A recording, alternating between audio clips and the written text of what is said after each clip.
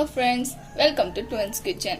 இன்னைக்கு நம்ம என்ன பார்க்க போறோம்னா வெத்தலை வள்ளிக்கிழங்கு பொரியல். இதுக்கு வந்து வெத்தலை வள்ளிக்கிழங்கை வந்து ஒரு கியூபாக கட் பண்ணி வச்சிருக்கோம். அதாவது 150 ml எண்ணெய் ஊற்றிக்கிறோம்.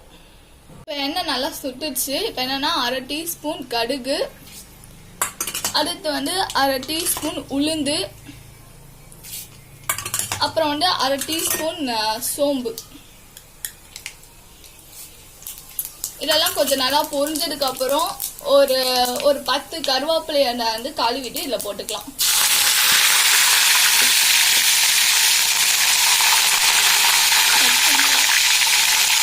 போட்டதெல்லாம் நல்லா பொரிஞ்சதுக்கு அப்புறம் இப்போ நம்ம கட் பண்ணி வச்சிருக்க வெத்தலை வள்ளிக்கிழங்கை வந்து இதில் போட்டுறோம்.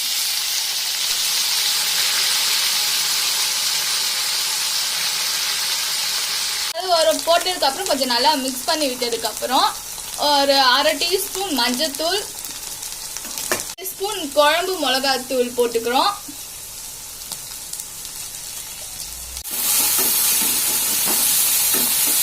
இதை போட்டுட்டு நல்லா கிண்டி விட்டுக்கோங்க. அப்பதான் வந்து மசாலா எல்லா இதுக்கும் ஸ்ப்ரெட் ஆகும். தட்டு போட்டு வேக விடும் போது அது அடி பிடிக்காம இருக்கு. ஸோ அதனால நம்ம மீடியம் ஃப்ளேம்ல வச்சுக்கலாம். இப்போ நம்ம நெக்ஸ்ட் கேஸ் ஆஃப் பண்ணிட்டு அடுத்து வந்து நம்ம இப்போ ஒரு பாத்திரத்துக்கு மாட்டிக்கலாம்.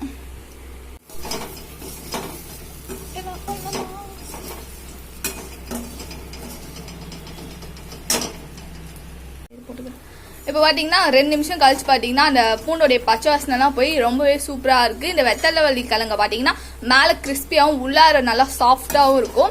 இதை வந்து சாம்பார் சாதம், தயிர் சாதம், ரச சாதம் இந்த மாதிரி எல்லா மெயின் டிஷ் கூடயும் ரொம்ப சைட் டிஷ்ஷாக சாப்பிட்றதுக்கு ரொம்ப சூப்பராக இருக்கும். இது ரொம்ப உடம்புக்கு ஹெல்த்தி. இப்போ இதை நம்ம நெக்ஸ்ட் கேஸ் ஆஃப் பண்ணிட்டு அடுத்து வந்து நம்ம இப்போ ஒரு பாத்திரத்துக்கு மாட்டிக்கலாம்.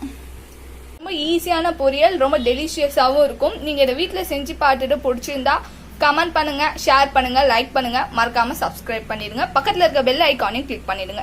இதே மாதிரி ஒரு ஈஸியாகவும் சிம்பிளான ரெசிபியோட நம்ம அடுத்த வீடியோல பார்ப்போம். பாய்.